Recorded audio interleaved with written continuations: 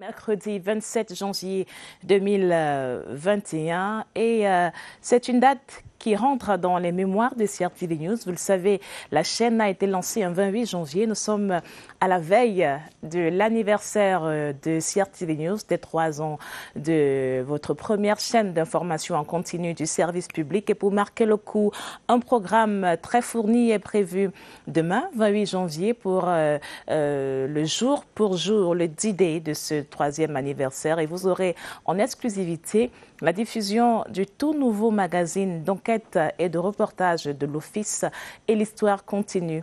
Petit secret, petit teasing pour lancer cette édition de Cameroun Daylight. Merci à vous de choisir la CRTV et CRTV News pour débuter votre matinée. Nous aurons aujourd'hui, vous le savez, tabloïd dans quelques instants seulement avec Gaël Bonon. Ce sera l'occasion de faire le tour des feuilles de ce matin, des feuilles d'actualité et des grands débats qui animent la presse papier ce mercredi 27 janvier 2021. Tour dans les kiosques avec Gaël Bonon, ce sera dans quelques minutes seulement.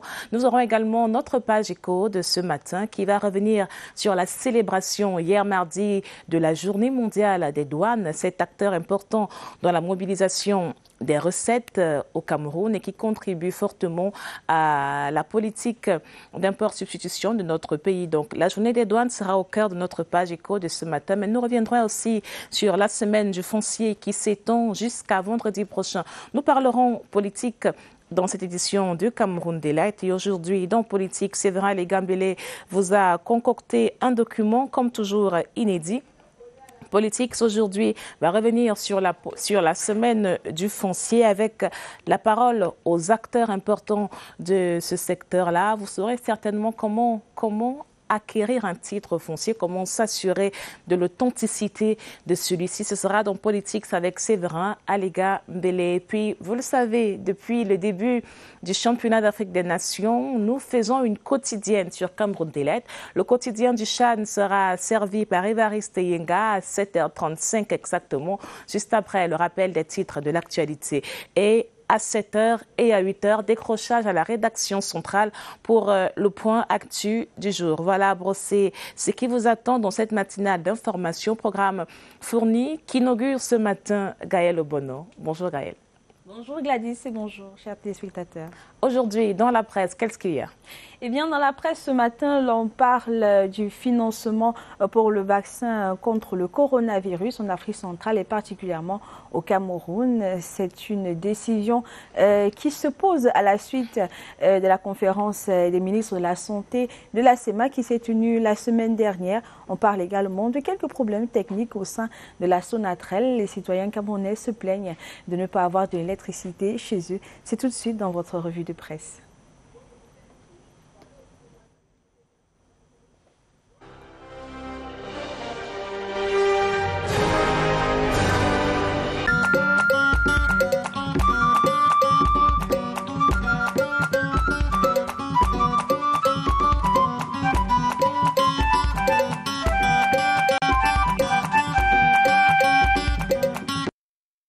Bonjour à tous et ravi de vous retrouver pour cette revue de presse pour Tabloïd, l'édition de ce 27 janvier 2021. En ouverture, l'on parle santé à ce jour. C'est à la une du journal Éco Santé qui titre « Achat des vaccins anti-Covid-19 ».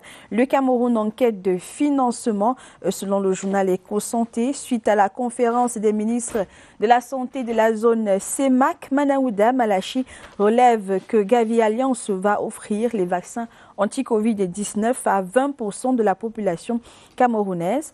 Face à cette situation, le gouvernement est à la recherche d'autres financements pour acquérir les vaccins additionnels pour le reste de la population. Au moment où l'opinion publique est fortement divisée sur la question, les ministres de la Santé de la zone CEMAC viennent d'approuver la vaccination contre le Covid-19 au Cameroun. Autre actualité, nous parlons de la Sonatrel, transport d'électricité précisément à la une du journal Afrique Environnement. Afrique Environnement qui titre justement transport d'électricité, la Sonatrach patauge. Selon le journal, les populations des villes de Yaoundé, Douala et Kribi ont été délestées le 25 janvier 2021 suite à l'effondrement de la ligne Sanloulou-Logbaba et ensuite la ligne Sanloulou-Mangombe, impactant principalement les villes de Yaoundé et Douala, entre autres. Les déboires des habitants des deux capitales du Cameroun commencent le 19 janvier lors des premiers faux pas que l'on peut rencontrer en séjour. Ensuite, suit la date du 23 janvier au stade Omnisport. Eh bien, le journal Afrique Environnement revient sur les difficultés que rencontre la Sonatrach dans l'approvisionnement en électricité auprès des populations. Nous parlons économie, c'est à la une du journal Eco-Matin. Eco-Matin qui parle ce jour import-export de cacao. Emmanuel naît aussi au cœur d'un nouveau scandale, selon le journal. Le 25 septembre 2020, Afrexim Bank basée au Caire adresse une correspondance enflammée au ministre camerounais de l'économie, une correspondance dont Eco-Matin a pu obtenir une copie. La Banque africaine d'import-export sollicite l'intervention de l'État camerounais et de la BEAC, de la Banque des États d'Afrique centrale, dans une affaire où elle estime avoir été flouée par Emmanuel Néossi, patron entre autres de Producam et de Néo Industrie. Une affaire à retrouver à la une du journal Eco-Matin, l'édition de ce jour. En économie également à la une du journal Eco-Matin, on parle numérique, précisément un data center 100% africain au Cameroun. La filiale camerounaise de UBA Group bénéficie des indicateurs de performance solides de sa maison basée au Nigeria. Cette note traduit une solvabilité assez dépendante des conditions économiques ainsi que de la concurrence. Le journal Identité, quant à lui, ce jour s'intéresse au lancement officiel du budget 2021. Complet silence sur le rapport de la CONAC, titre le journal. Selon le journal, le ministre des Finances, en procédant au lancement du budget de l'État pour l'exercice 2021, Aebolova a donné tous les acteurs intervenants dans sa chaîne d'exécution des clés pour sa bonne exécution. Les mesures de lutte contre la corruption ne figurent pas dans ces prises de parole, selon le journal Identité. Le journal Le Quotidien, ce jour, s'intéresse à la coopération entre le Cameroun et la Corée, qui s'accorde. Le journal Le Quotidien s'exprime en disant que Lee Guyane, représentant résident de KOICA au Cameroun, l'agence de coopération internationale de la République de Corée, était hier mardi 26 janvier 2021 l'hôte du ministre de la fonction publique et de la réforme administrative. Le journal Info Matin, ce jour, parle du recrutement dans les forces de défense, les arnaqueurs dans le viseur de Betty Assomo, titre le journal. Dans un communiqué publié le 25 janvier, le ministre délégué à la présidence chargé de la défense met en garde les kidams qui tentent d'escroquer les postulants en prétendant jouer les facilitateurs. D'ailleurs, il invite les candidats et parents à contribuer à leur dénonciation à la mise hors d'état de nuire de ces pseudo-facilitateurs, un homme averti. Le journal L'Élite, l'édition de ce jour, s'intéresse et mêle ces titres en ces termes sous les feux de la diabolisation. Parlons précisément gouvernance. Judith Yam Sandé, épouse de Achidi Akamtel, titre le journal. Le journal L'Élite s'intéresse justement à l'actualité concernant l'opération, la téléphonie mobile précisément concernant Camtel.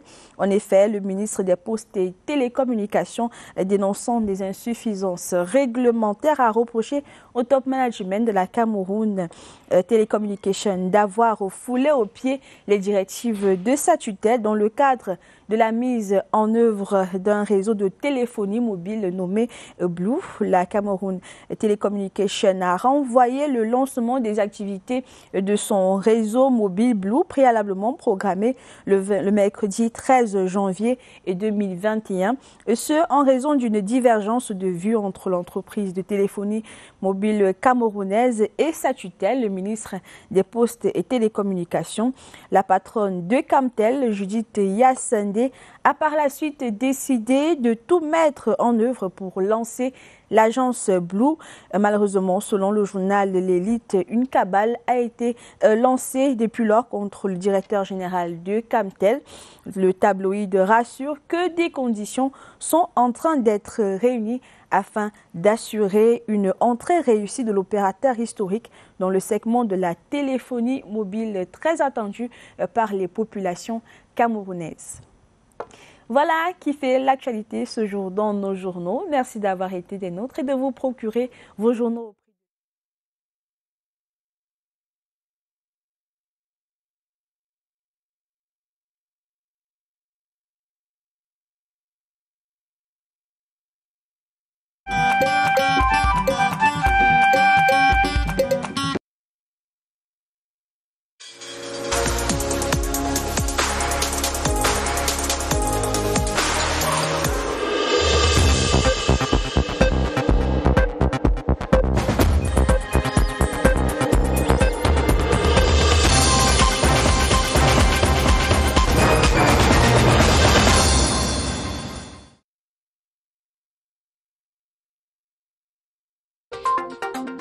The Public Contracts Ministry this 2021 will not only lay emphasis on the control of award of contracts, but will closely monitor how public contracts are executed in order to protect the interests of the different beneficiary population, especially projects on roads, health and education. More than 7,000 public contracts have been programmed this 2021 with a deadline for awarding the contracts set at April 30, 2021. The information was disclosed Tuesday by Public Contracts Minister Ibrahim Tarba Mala in the 2021 Annual Conference of Officials of Central and Devolved Services of the Ministry of Public Contracts.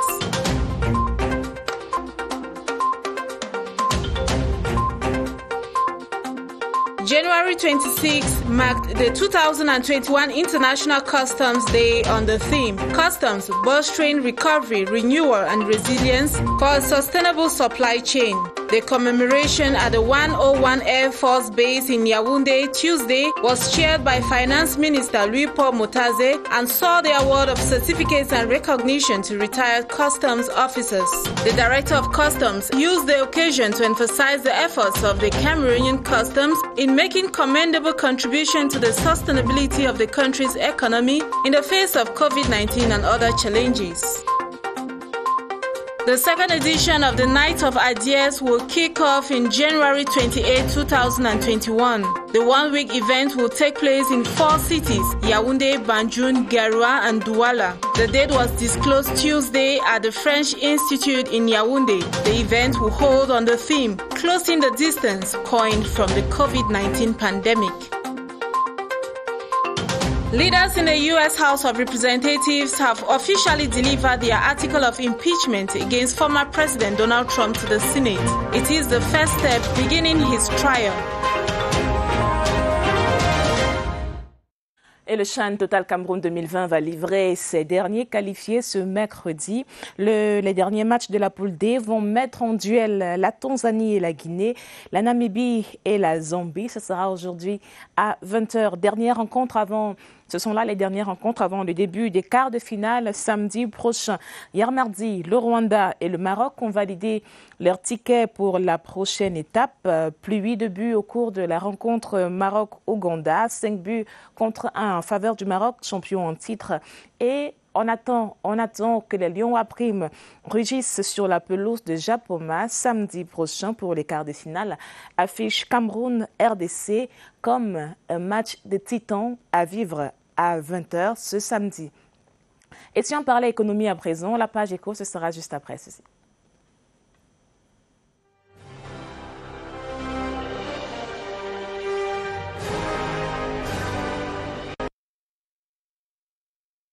Et celle des douaniers, celle de cet acteur important dans la mobilisation des ressources au Cameroun. Des moments fastes à la base aérienne 101 de Yaoundé pour marquer la journée mondiale de la douane. Le thème de la journée était relance, renouveau, résilience.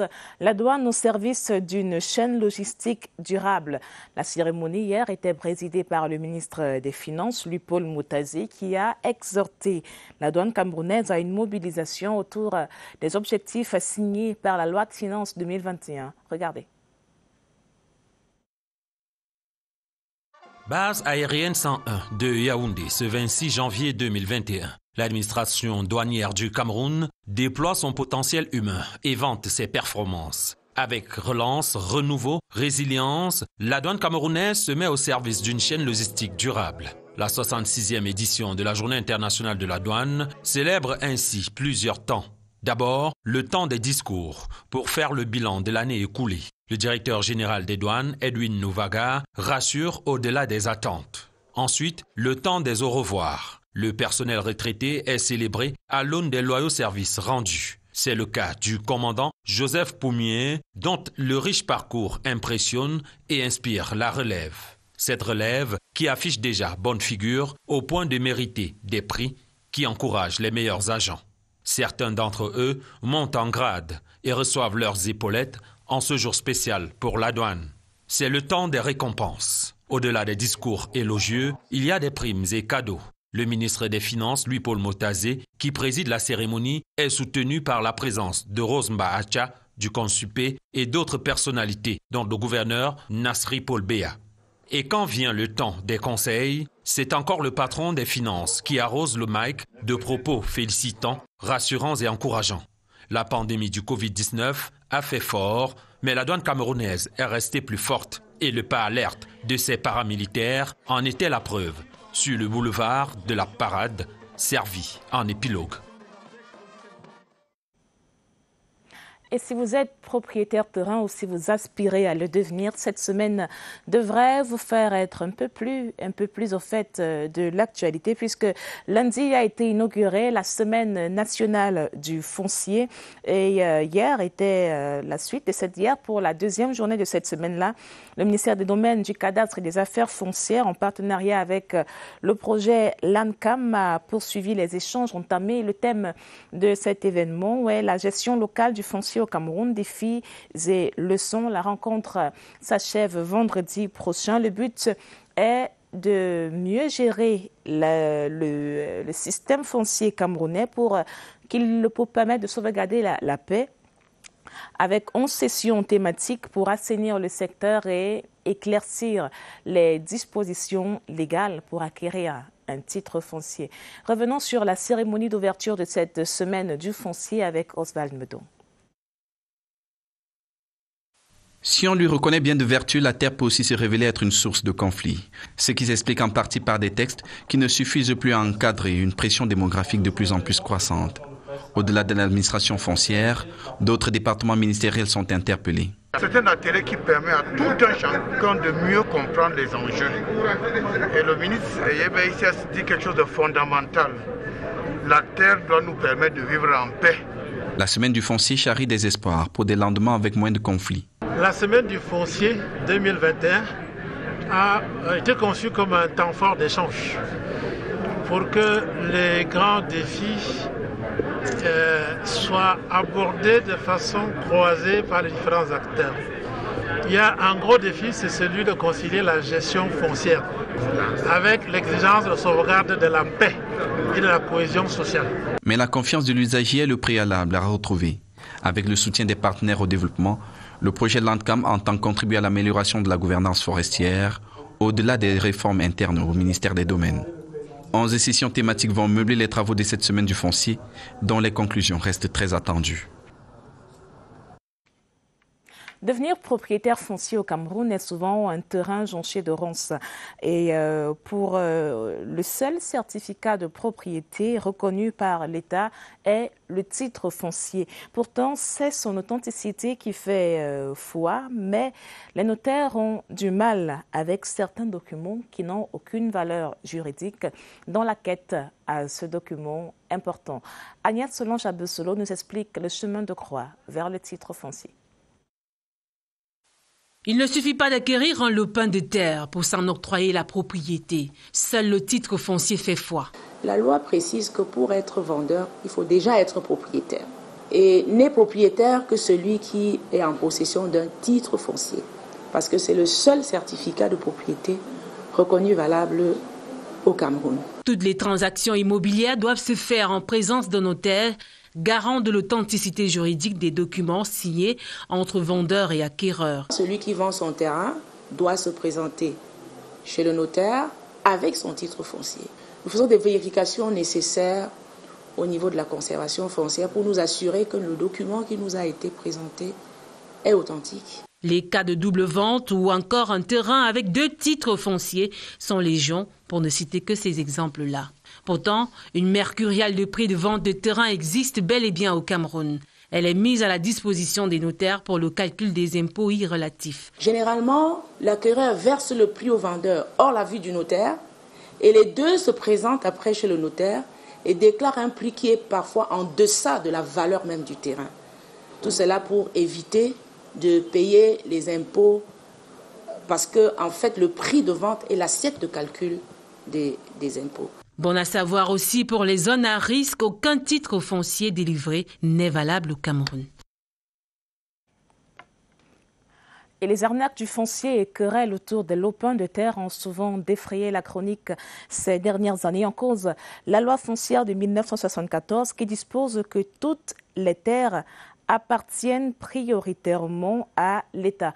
Et pourtant, les communautés crient à la spoliation, ce qui conduit très souvent à des batailles rangées. La réforme du foncier en cours de préparation est attendue pour permettre d'aplanir les dispositions légales sur le domaine foncier au Cameroun. Qu'est-ce qui va changer? Réponse avec Cyril Kingembepe.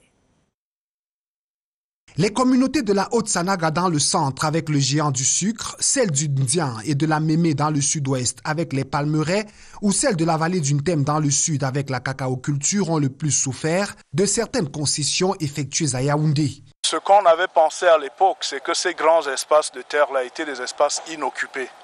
Aujourd'hui, on constate qu'il n'y a pas de terres vacantes au Cameroun. Il y a toujours une revendication par des communautés de la propriété d'une terre, même si elle donne l'impression d'être vacante. On arrive à une cohabitation pacifique entre les communautés et les investisseurs. La loi de 1974 est pointée du doigt. Désormais, l'État doit être mesuré pour encourager l'investissement, sécuriser l'investisseur et protéger les droits des communautés. Ce dont on parle ici, c'est le grand investisseur qui veut quelques milliers d'hectares, voire quelques dizaines de milliers ou centaines de milliers d'hectares. Là, on est sûr qu'il touchera à des droits de population. Et c'est là qu'on a les problèmes que j'évoque. Depuis 2011, la réforme foncière est amorcée pour que les baux locatifs ou amphithéotiques ne soient plus des serpents de mer. Encore que l'accès au foncier est un élément clé du classement Doing Business de la Banque mondiale.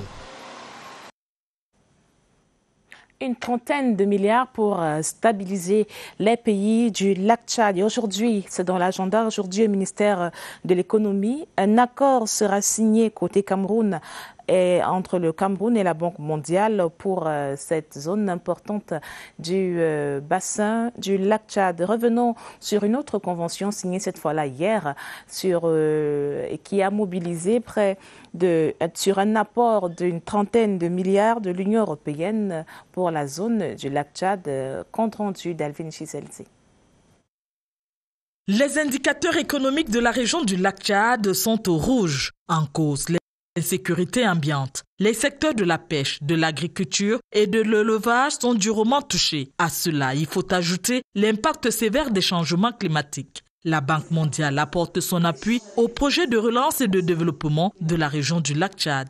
Un crédit de 60 millions de dollars, c'est l'équivalent de 36 milliards de francs CFA, ceci pour le Cameroun.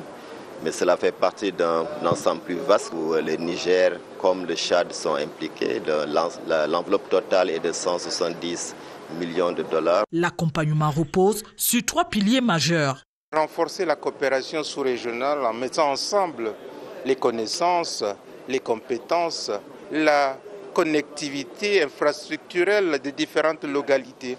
Ceci va faciliter les échanges commerciaux dans les différentes localités, la reconstitution de la force économique des populations les plus vulnérables, les femmes, les jeunes, à travers le financement de leurs activités génératrices de revenus. Le comité régional de pilotage est en place et le recrutement des personnels clés du projet en cours devrait s'achever à la fin du mois de février 2021. Et dans la suite de cette page éco, petite immersion dans le vent de la célébration de la Journée mondiale des douanes hier mercredi 26 janvier 2021. L'un des postes de douane à l'est du Cameroun reçoit, filtre toutes les entrées de produits dans notre pays. Immersion au poste de douane de Manjou, signé de nos confrères de CRTV Sud de Niamey. Une escale pour décharger des résultats de 3 années de fonctionnement. Les acteurs de la place portuaire de Kribi se livrent à l'exercice. 1000 navires accueillis, dont 461 en 2020, malgré la crise sanitaire. Une diversification des destinations avec impact direct sur les recettes collectées. Le secteur des douanes du Sud a clôturé l'année sur une performance exceptionnelle de 12 milliards de francs CFA. Et cette performance coïncidait avec le franchissement aussi de la 1000e escale de navires au port de Kribi. Les concessionnaires, opérateurs privés de la place portuaire, déculpent leurs efforts. Nous avons, personnellement, en tant qu'AMT, atteint les 2000 mètres cubes manutentionnés par jour. Le port de Kribi est un gisement d'espace logistique qui peut être transformé en zone logistique, permettant ainsi à beaucoup d'investisseurs de venir s'y installer. Gros obstacle cependant à braver la faiblesse des voies de dessert. La connectivité du port, la capacité de stockage pour le trafic export. Pour ce qui est des procédures, nous allons devoir continuer à travailler. L'installation de 2 unités industrielles de transformation du cacao et d'assemblage des tracteurs donne une couleur industrielle à ce port de Kribi qui tire avantage des escales, dialogues et concertations du genre pour plus de performance. C'était plutôt ce reportage de Berthe Mbala qui faisait une sorte de bilan sur la plateforme portuaire de Kribi. 3 années après 3 années de fonctionnement et plus de 1000 navires accueillis, dont 461 pour la seule année de 2020. Environ 115 milliards de francs CFA ont été collectés sur place par la douane, en plus des belles perspectives d'installation d'unités industrielles. Le port autonome de Kribi, comme vous l'avez vu dans ce reportage de Berthe Mbala, semble satisfait dans l'ensemble de ses performances.